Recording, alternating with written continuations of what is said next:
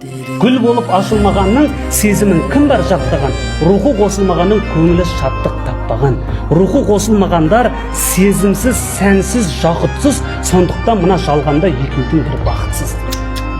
Сондықтан махаббаттың да сыртсаның құрайтындар көп, жай көзге күліп жүргенмен жасырын жылайтындар. Тағдырдан қашу мүмкін бе, жүрсең де қандай жолменен? Бір мәнді сұрақ алдыңда тұрады ылғи көлденең. Жұбайың досың болды ма, шарлатқан сезім шырайын? Ұғама о шарлатқан сезім шырайын? Нақ сондай ұлы бақытты берді ме саған Құдайым? Ойнай ма оның көзінде сезіммен рух жарқылы? Ұғама ол сенің шаттық мұңды жетінші түйсік арқылы?